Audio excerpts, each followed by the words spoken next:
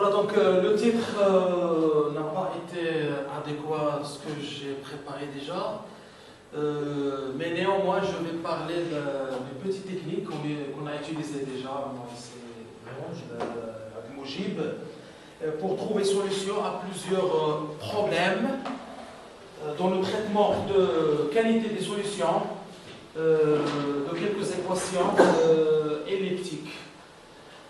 D'accord, non linéaire bien sûr. Eh bien, cet outil-là, c'est le réarrangement. C'est un outil efficace, très simple, robuste, pour trouver des régularités de solutions, en l'occurrence la régularité et l'infini. Eh bien, j'ai beaucoup apprécié, donc c'est pour la deuxième fois qu'il y avait un petit historique aperçu sur la vie d'un mathématicien qui a largement influencé la mathématique contemporaine, surtout le champ disciplinaire et on travaille, Sergei Lvovitch Sobolev. C'était une très bonne chose, et de point de vue, bon, ça c'est point de vue personnel, je trouve que c'est très important d'apprendre les mathématiques via l'histoire de la mathématique et l'histoire des gens qui avaient déjà une grande influence sur la mathématique. Hilbert, Sobolev, Kolmogorov, Schwarz et les autres, il y en a plusieurs. Il y a un point commun avec ce que je vais dire tout de suite, c'est que cet exposé-là, je l'ai fait à CNES sur la demande des collègues d'un laboratoire de la faculté des sciences à CNES. C'était l'an dernier, en juin, si je me souviens très bien. J'ai parlé de cette histoire parce que l'événement l'a suscité, il l'a imposé. En fait, l'événement encore l'impose, bon, c'est pas avec la même intensité, mais quand même, c'est d'interférer avec l'idée de tout à l'heure, de parler sur un mathématicien qui a largement influencé la mathématique du XXe siècle. Eh bien, voilà, donc je vais parler de quelques motivations pour traiter des problèmes de qualité, chercher des régularités de solutions, parce que ça ne suffit pas de trouver l'existence du célèbre Bougain, par exemple, de Liance, là où il a réuni les travaux des années 50 et des années 60, permet de donner naissance à l'existence de solutions. Mais il faut quand même aller chercher pour en savoir plus sur cette solution-là. Donc le début c'était avec la conjecture de David Hilbert, émise en 1900 dans un congrès des mathématiciens internationaux à Paris. L'époque, c'était la mode de chercher des solutions des équations différentielles ordinaires, Riccati, système prédateur-proie et tout ça. Mais lui, il a conjecturé, il a donné en fait 23 conjectures. La 19e concerne les EDP. Est-ce que les solutions, si on considère des données régulières, est-ce que la solution, elle, est régulière? Eh bien, cette question-là a fait couler beaucoup d'encre de 1900 jusqu'à la fin des années 50. Deux mathématiciens se sont intéressés à ça, de grandes écoles en fait. La première école, c'est l'école américaine. Alors, en passant par Princeton, John Nash a rencontré Louis Nirenberg, un autre mathématicien éminent du XXe siècle. C'est en fait lui qui lui a proposé de travailler sur ce sujet-là, et d'essayer de trouver une réponse, ou même partielle, à ça. Alors, John Nash a travaillé sur une équation très simple, parabolique, et il a essayé de résoudre le problème. De l'autre côté de l'océan, et en Italie, la grande école d'analyse italienne, qui s'est beaucoup attaquée à l'étude et la résolution des équations différentielles ordinaires. On se souvient bien sûr de Riccati, de Volterra et les autres. Donc la question a été suggérée à Ennio de Giorgi, alors qu'il était jeune, c'était en 1957, peu avant les vacances. Donc, Stampacchia, l'un des piliers de l'école italienne d'analyse et de traitement des EDP, a suggéré la même conjecture à Ennio de Giorgi. Alors, l'histoire a voulu que de Giorgi a résolu le problème, d'accord, dans ce papier-là. Donc, ça, c'est John Fabrice Nash qui a, voilà, donc ce sont deux photos. L'une, c'est à la remise du prix Nobel de l'économie en 1994. L'autre, c'est en 2015. En fait, ces deux mathématiciens-là viennent d'avoir un prix, le prix Abel, pour l'ensemble de leurs travaux. D'accord ? Alors, les derniers jours, si vous voulez, ou bien peu avant, c'était le mardi, j'ai bien mis le zoom sur ce jour-là, le jour de la remise à Oslo du prix Abel. Ça, c'est un autre grand mathématicien, analyste. Donc ça, c'est le prix pour les deux. C'était le mardi et le samedi, à son retour, John Nash avec sa femme, une fois qu'ils ont pris le taxi de l'aéroport de New York à leur foyer, ils ont eu un accident. Ils sont partis déjà les pieds devant, tous les deux. L'autre est encore en vie, c'est Louis Nirenberg. Tout le monde connaît ça, connaît son nom par cœur. C'est l'inégalité célèbre. Louis Nirenberg, et c'est elle qui donne de meilleurs résultats par l'occasion pour avoir de bons exposants et de bons espaces de Lebesgue pour la régularité. Donc ça c'est un moyen robuste, extraordinaire. Maintenant, il est handicapé. Voilà, donc je reviens au problème sérieux. Pourquoi ça? Est-ce que les problèmes, si le problème a des données régulières, la solution, il faut qu'elle soit régulière, ou bien il faut les estimer à ce qu'elle soit ainsi? Eh bien, parce que ce sont des problèmes qui proviennent du calcul de variation. Calcul de variation, c'est minimiser. Donc, c'est quelque chose qui relève de la réalité courante. Minimiser des courbes, minimiser des surfaces qu'on utilise dans l'industrie, des surfaces de voitures, des surfaces de satellites, des surfaces de composants électroniques, etc.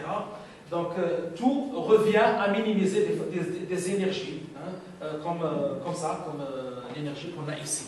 Eh bien, si l'opérateur L, ici, possède d'agréables propriétés, comme la dérivabilité, condition de Hölder ou autre, est-ce que la solution, ou bien les solutions qu'on va trouver par la suite, vont être aussi régulières? On espère qu'elles soient C alpha, donc Hölderien de degré alpha. La réponse, elle est directement liée aux équations. Parce que minimiser une fonctionnelle revient dans le cas linéaire, bien sûr, je parle, et il est lié directement à la minimisation d'une équation de cette sorte-là. Dans le cas non linéaire, c'est autre chose. Il y a une petite différence de ça, avec ça. Donc, cette équation-là, si on considère par exemple un cas particulier, un cas familier, c'est celui-là, donc on n'est pas loin du Laplacien. D'accord? Alors, la question qui se pose en terminologie moderne, est-ce que si cette matrice-là est à coefficients qui sont mesurables, bornés, est-ce qu'on peut trouver une solution qui est bornée ou bien Hölderienne de degré alpha? Le second nombre ici, c'est 0. 0, c'est une fonction qui est infinie, et est gentille et ne pose aucun problème. Ça, ce sont les problèmes de départ. Eh bien, c'est ça ce qu'on suppose. On suppose que ces coefficients-là sont mesurables, justement mesurables. Il n'y a pas de continuité, ni rien du tout. Uniformément borné, ça paraît pas bien dans l'écran, et elliptique, bien sûr. Donc, le premier résultat a été émis, a été paru en 1955, c'était vers le mois 11. Ça, c'est pour l'équation elliptique, directement. Donc, la matrice petit a ici qu'on a, c'est une matrice qui vérifie de bonnes conditions pour que les solutions trouvées sont localement bornées, avec un moyen, bien sûr, une première technique adaptée au cas elliptique. Le deuxième résultat spectaculaire a été dû à John Nash. C'était peu après. Donc le papier de Giorgi a été publié, a été paru, c'est vers le mois de 11. Celui de Nash, c'est vers le mois 1 ou bien le mois 2, après. Donc, les deux idées sont différentes. L'idée de Nash et de George sont différentes, mais ils aboutissent dans la conjecture de John Nash. Donc c'est une réponse qui est plus ou moins complète. Même si donc, les données sont très simples, ce sont des données, ici c'est 0, et ici c'est 0. Donc on se demande par la suite, est-ce qu'on peut trouver le même résultat si on aggrave la situation, c'est-à-dire si on prend un opérateur quasi linéaire, c'est-à-dire on modifie légèrement la structure, ou bien si on prend une donnée qui n'est pas forcément nulle, que va-t-il se passer? Donc le départ c'était ça, mais la question a fait couler beaucoup d'encre par la suite, surtout en 61 avec Jürgen Moser, en 62, 63, les années 60, donc Guido Stampaglia, Levi Zenskaya et son équipe, Di Benedetto pour les résultats pour des équations paraboliques et concernant surtout l'équation des milieux poreux, Aronson, Billy Long, et il y a beaucoup d'auteurs qui ont travaillé sur la question après. Donc pour des équations dans le cas LP, je vais parler maintenant des équations dans le cas LP avec des opérateurs légèrement modifiés, d'accord, et des données qui ne sont pas forcément nulles, comme c'est dans le cas des travaux de Nash ou bien de George. Eh bien, on montre que si on a une donnée de grande sommabilité, ça c'est au voisinage de l'infini, donc les solutions doivent être bornées et vérifier une estimation, si vous voulez, en matière de la donnée. Donc ça dépend directement de la donnée. D'accord? On peut avoir même l'unicité dans ce cas-là. Ensuite, des travaux avec plusieurs techniques. Donc il y a en fait deux techniques. La technique directe, c'est la technique qui est ici. Ça a été dû essentiellement à Stampaglia. Et ensuite, Stampaglia avait 5 étudiants et beaucoup de descendants bien sûr. Parmi ces étudiants, Lucio Boccardo, qui a développé cette manière-là en utilisant l'idée ingénieuse de Stampaglia qui est la troncature. Donc la troncature permet d'avoir une estimation comme ça. Cette estimation, qu'est-ce qu'elle dit en fait? Donc ces ensembles AK sont les ensembles, je ne sais pas, est-ce que vous voyez tous le bas du tableau? Donc c'est l'ensemble des X tel que U de X en valeur absolue est supérieur à K. Donc on interprète ça comme étant l'ensemble, les AK sont les ensembles sur lesquels l'énergie interne est assez grande. Donc U représente l'énergie interne, mais le grade U et l'intégrale du grade U représentent l'énergie externe, l'énergie globale.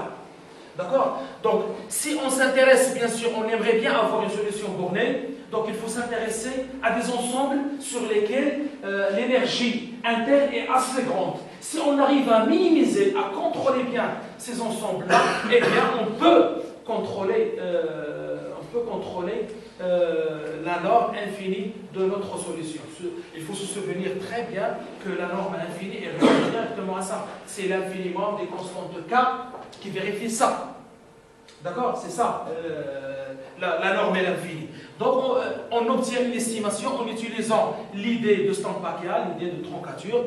Donc, c'est ça. Si on arrive à minimiser, donc on a ici une intégrale d'énergie globale, et ici, on a des ensembles sur lesquels on a une énergie qui est assez grande. Donc, on utilise des techniques pour essayer de contrôler les mesures de ces ensembles-là et avoir des estimations comme ça pour des opérateurs quasi linéaires.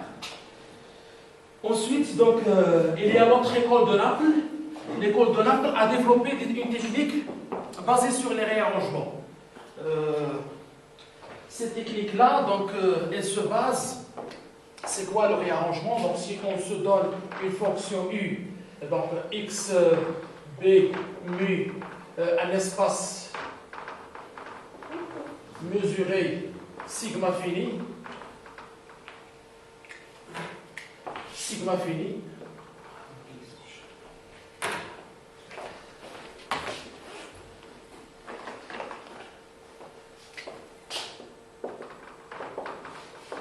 eh bien, si on a une fonction x vers R, on définit sa distribution comme étant mu de U de T, c'est la mesure de l'ensemble des x qui appartiennent à oméga à x, tel que la valeur absolue de mu de x est supérieure à t. Donc c'est en quelque sorte, on mesure les ensembles qu'on avait tout à l'heure.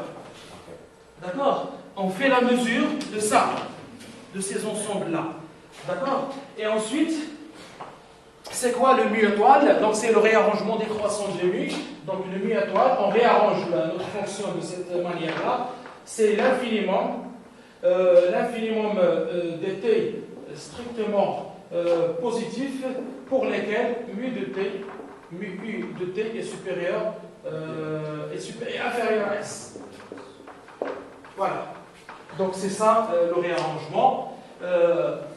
Et ça, c'est une technique qui est très bien, ça marche d'une manière fabuleuse. Hein. Son intérêt réside dans les calculs. Elle n'interfère pas avec la puissance PM, c'est-à-dire avec les LP. D'accord? Elle n'interfère pas avec les LP de X. C'est-à-dire qu'elle ne touche pas ça. Ça, on s'est rendu compte qu'en faisant des estimations donc sur des fonctions, des intégrales qui contiennent des infonctions, on se rend compte qu'il faut imposer beaucoup de conditions sur les infonctions. Alors qu'en utilisant les techniques de réarrangement, on arrive à montrer des résultats sans restriction sur les infonctions. Eh bien, par la suite, donc voilà un problème traité par Tarenti. Il a fait la comparaison en comparant la solution de deux problèmes. Le problème initial, d'accord, qu'on a, et ce problème-là qui est asymétrie radiale. Donc ici, ce oméga dièse, c'est une boule en fait qui a le même volume que le oméga. D'accord? Et il définit ça, c'est un réarrangement symétrique de cette manière-là. Donc c'est un changement d'échelle tout simplement qu'il fait. Et beaucoup de résultats ont été émis en utilisant cette technique-là. Donc pour le cas, ça c'est pour le cas n, donc la sommabilité m voisine de l'infini. Le cas limite maintenant, donc pour n supérieur à 1 sur p, donc on a des solutions bornées. Que se passe-t-il si m, c'est le cas limite? Donc là réside une surprise, c'est que notre solution n'a pas de norme bornée en norme infinie. Donc il ne peut pas avoir cette propriété-là. Pourquoi? Donc on a déjà construit un exemple concret, donc c'est celui-là.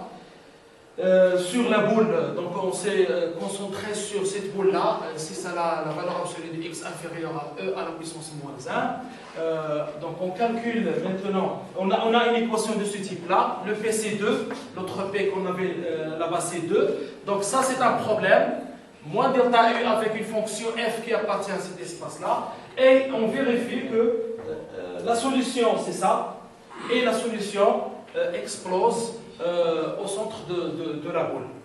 D'accord? Donc on ne peut pas espérer trouver une solution qui est bornée. Pour maintenant le cas limite, on ne peut pas trouver une solution classique. Pourquoi? Parce que la formulation n'est pas adéquate. D'accord? On ne peut pas avoir une formule adéquate. Donc le résultat qu'on a obtenu, c'est ça, avec des conditions standards, des croissances en puissance PM. L'idée, c'est d'utiliser les troncatures. Pourquoi on utilise les troncatures? Parce que déjà, c'est la même idée que tout à l'heure. Donc on coupe les parties sur lesquelles l'énergie interne est assez grande. Donc lorsqu'on passe à la dérivée, ça va se trouver à l'écart des calculs. Donc ça ne va pas déranger celui qui fait les calculs. On se contente toujours d'avoir des estimations lorsque notre inconnu varie dans cet intervalle-là. Donc on ne va pas avoir de problème. Le résultat qu'on obtient, c'est que notre solution, s'il n'appartient pas à l'infini, la question c'est où elle peut appartenir, à quel espace, dans quel espace peut-elle résider? Eh bien, dans ce cas-là, notre solution appartient à un espace LV avec le phi, c'est ça. Donc c'est un espace de type exponentiel. Donc ça, c'est un cas limite. Hein, on ne peut pas avoir ce qu'on a voulu tout à l'heure. on sort du cadre. Le cadre naturel qui est, si vous voulez, un cadre limite pour les LP, c'est l'espace exponentiel, l'espace d'Ornix, avec une estimation en gardant ça. Alors, un deuxième intérêt d'utilisation de ces réarrangements, c'est qu'elles donnent de meilleures constantes. Donc, on ne peut pas trouver. Donc, je ne me suis pas intéressé à démontrer que c'est la meilleure constante, mais il y a déjà des travaux, par exemple, dans l'inégalité de Sobolev. Parenti a fait un papier sur l'optimalité de la constante qui existe donc, dans cette inégalité-là. Et si...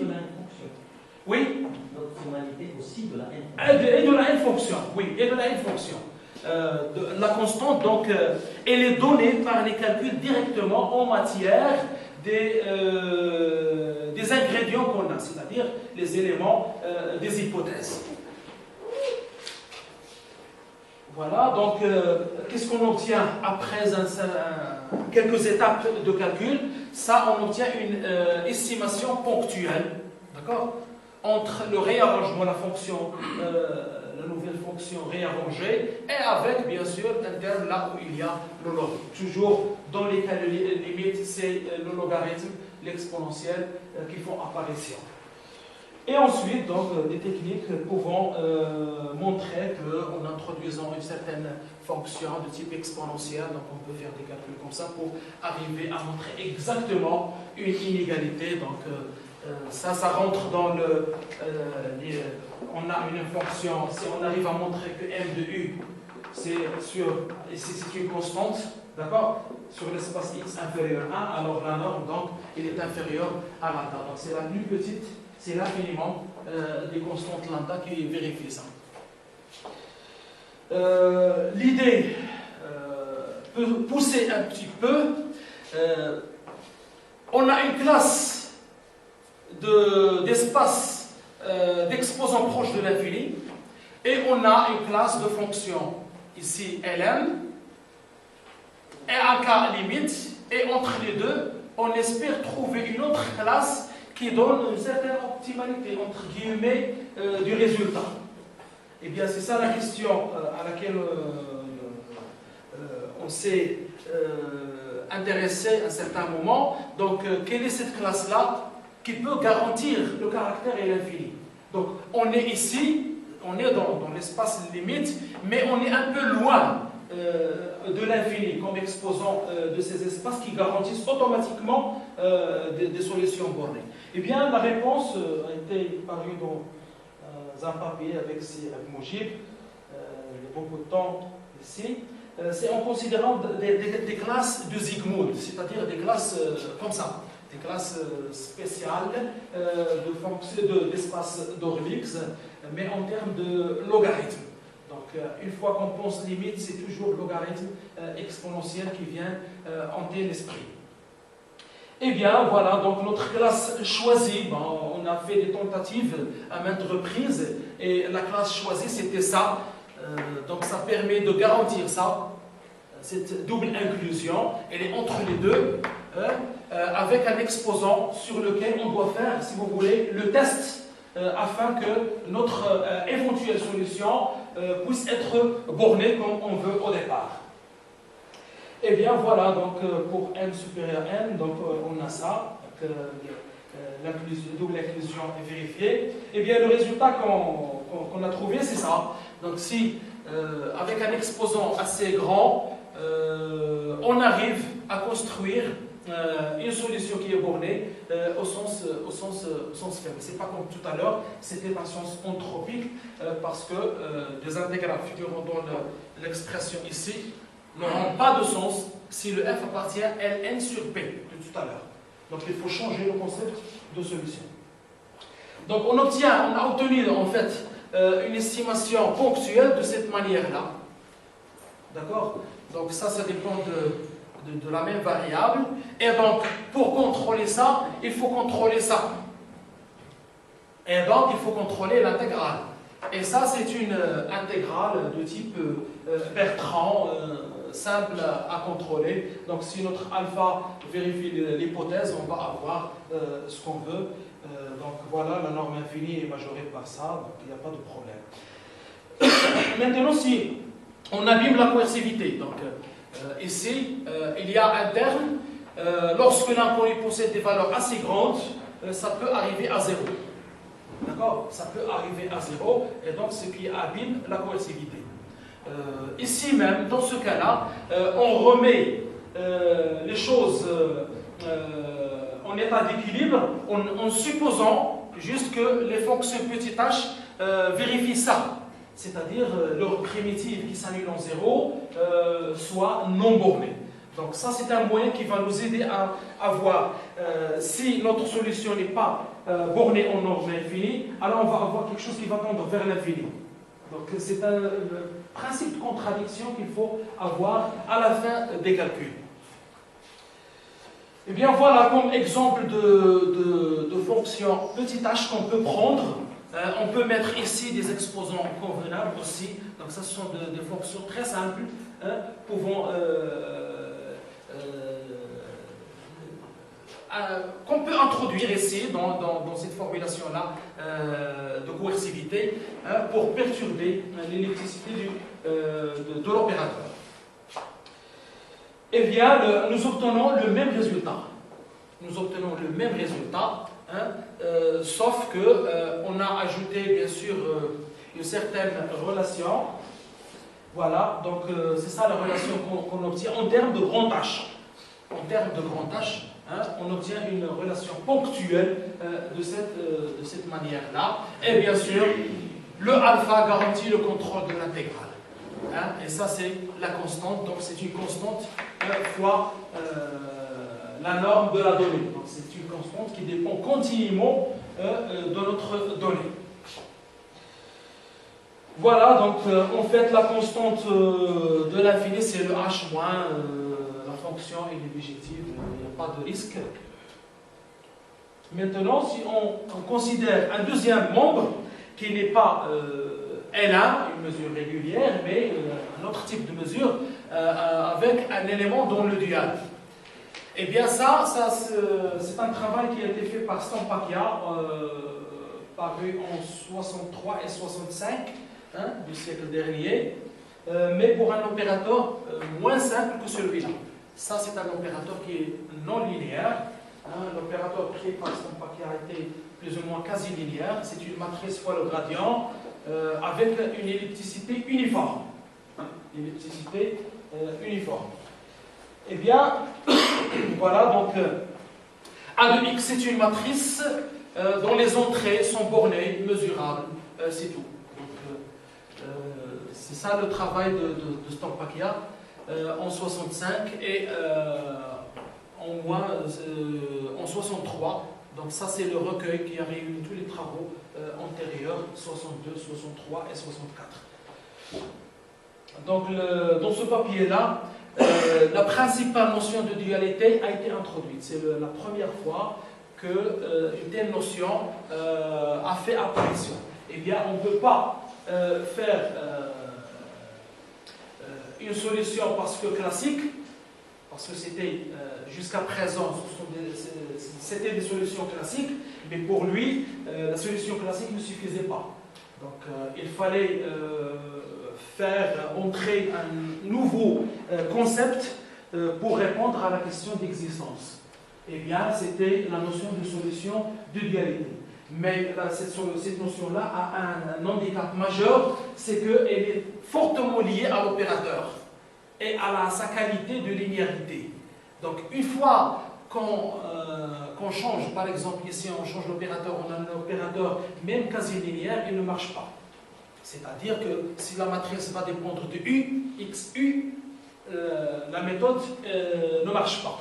Donc, il faut, bien sûr, introduire d'autres notions. On vu le jour par la suite, solution câble, solution renormalisée, solution anthropique. Le résultat, c'est le suivant. Donc, on trouve toujours une solution qui est bornée avec ces conditions-là, avec un opérateur qui n'est pas linéaire, c'est un opérateur non linéaire. Une estimation, on trouve toujours via cet outil de réarrangement une estimation il est similaire tout le temps parce que l'opérateur n'est pas fortement modifié par rapport au résultat antérieur. Donc on trouve une quantité comme ça, ce sont les exposants qui diffèrent en fait du cas là où on a supposé un petit f qui est une mesure N1 et avec un grand f qui forme une mesure dans le Riemann. Donc ce sont les exposants qui diffèrent ici et ça c'est une intégrale de Riemann qu'on sait bien contrôler. Voilà. Maintenant, lorsque le cas c'est le cas limite, lorsque le grand f appartient à cet espace-là qui est limite. Donc il faut s'attendre, vu ce qui a été déjà fait, il faut s'attendre à ce que notre solution sorte du cadre d'un espace de Lebesgue pour tomber dans un autre qui a une structure plus ou moins différente. Et bien voilà donc pourquoi, parce qu'on a construit en fait un contre-exemple, c'est ça, c'est le x, ici il y a tout court x, et ça c'est 2, ça c'est sigma, sur une boule de rayon, boule ouverte de rayon epsilon, assez petit. Eh bien on montre que ce problème-là admet comme solution ça, cette formule-là. Eh bien cette fonction-là explose à l'origine de la bulle. Donc on ne peut pas espérer trouver une solution qui est bornée. Mais néanmoins, notre solution, on trouve qu'elle se trouve dans un espace à structure d'Orlix. C'est un espace défini par cette fonction-là, moins 1. Voilà, donc, et la notion adéquate pour construire la solution, c'est la notion de solution entropique. Donc la notion de solution faible ne marche pas à cause de la définition de cette intégrale-là. Donc il faut penser à un autre concept, et c'est ce concept-là qui nous a permis de construire cette solution avec plus de régularité. Hein. Donc c'est le H c'est toujours la primitive de petit h qui s'annule en 0. Hein. Et on a donc un résultat qui donne beaucoup de visibilité quant à la qualité de notre solution. Voilà donc comme estimation ponctuelle, on arrive à ça en utilisant bien sûr les techniques qui se basent sur les réarrangements de fonctions. Maintenant pour le cas là où on n'a pas des LP, on a des espaces un peu non standards, les espaces d'Orlix en l'occurrence. Je cite ici quelques mots-clés, quelques traits de ces espaces-là. Ici c'est la norme, la jauge de Lorentz. Voilà, donc on connaît peu d'informations sur la fonction. On sait que c'est juste continu, convexe, avec ses limites de ces rapports-là. C'est ça ce qu'on connaît. Et on se débarrasse de la qualité delta 2 parce qu'elle nuit à la qualité même du travail. Pourquoi? Parce que si elle est delta 2, alors on ne peut même pas couvrir quelques puissances qui sont plus grandes que celle-ci. Donc ça handicape un peu le travail en matière de qualité. Voilà, donc ce sont quelques rappels que j'ai mis pour se souvenir de ces espaces-là à chaque moment là où on fait une étude dans le cas Orlix. Voilà, donc les conditions qu'on suppose, donc on considère toujours un opérateur qui est non linéaire. Hein, d'accord? Un opérateur non linéaire, et on considère une coercivité un peu gênante. D'accord? Ça permet, lorsque S tend vers l'infini, ça permet de se rapprocher directement de 0. Chose qui n'est pas souhaitable physiquement parce qu'il faut toujours avoir une constante qui est strictement positive. On suppose toujours que notre primitive, la primitive de petit h qui s'annule en 0, soit non bornée. Et on suppose des conditions plus générales que celles de croissance en puissance PM. Donc des croissances comme ça. Alors, l'une des difficultés qui apparaît lors d'un traitement d'un problème dans ces espaces-là, c'est que l'opérateur qu'on a considéré, moins de divergence, etc., ce n'est pas un opérateur qui est partout défini. Donc, il faut se méfier, il n'est défini que sur son domaine de définition. Ça. Donc, ça, c'est une grande différence entre LP et Ornex déjà. Donc, il faut toujours se mettre dans la tête que, donc, il faut, même dans le concept, il faut introduire des quantités comme ça, pour que l'écriture puisse avoir un sens. Eh bien, deux papiers qui concernent la surjectivité d'un problème comme celui-là, un problème elliptique avec une donnée dans ce diagramme. Il y a le premier, c'était en 1976, qui concerne juste une équation, et il a été généralisé dans le cas d'une inéquation, avec élaboration d'un résultat un peu plus abstrait que le résultat abstrait qui existe ici. Donc ça, c'est un peu généralisé. Et bien sûr, pourquoi? Parce que le problème variationnel, il y a directement un obstacle. Dès que l'obstacle est infini, est égal à moins l'infini, alors on revient directement à l'équation. Donc voilà l'astuce. Ensuite, on suppose maintenant H constante. Eh bien, des travaux qui ont été réalisés en matière d'existence de solutions et de solutions infinies. Il y a beaucoup d'auteurs qui ont s'intéressé à la question d'existence. Ensuite, il y a un résultat de régularité L infini en 2002. Et il y a pas mal de papiers qui ont été écrits à propos d'existence de solutions pour des problèmes elliptiques et même paraboliques dans notre école. Maintenant, je vais lister un résultat qui concerne l'existence d'une solution bornée, même dans le cadre des espaces de Sobolev. Eh bien, on va supposer, nous supposons en fait deux hypothèses, soit que f appartient à Ln, soit qu'il vérifie ça. D'accord? Donc, les deux conditions réunies garantissent cette condition-là qu'on a ici. Donc, une fois que le m, c'est la puissance Pn, pour avoir une intégrale qui est finie, donc il faut se restreindre à m assez grand. Voilà, donc ceci c'est un cas particulier dans la puissance Pn. Eh bien, obtenir une solution bornée passe directement ici par le moyen et l'outil intéressant de réarrangement. Pourquoi? Parce que toute tentative d'utiliser des troncatures ou même des composés de troncatures dans des problèmes approchés comme ça risque d'échouer au prix de supposer d'autres hypothèses sur la fonction, ce qui n'est pas bien pour traiter un problème et avoir un résultat plus ou moins signifiant en la matière. Donc voilà le résultat qu'on obtient en utilisant les techniques de réarrangement. On obtient une solution qui est bornée et qui est solution au sens faible. Donc les deux quantités qu'on a ici sont parfaitement définies.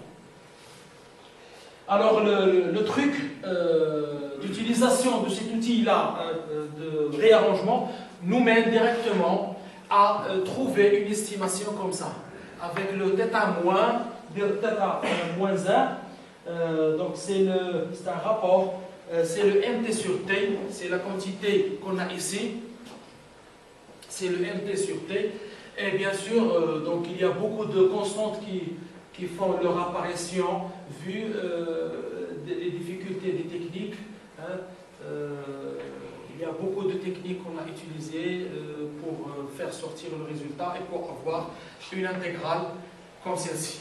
Donc il faut contrôler cette intégrale pour avoir un contrôle de cette quantité-là.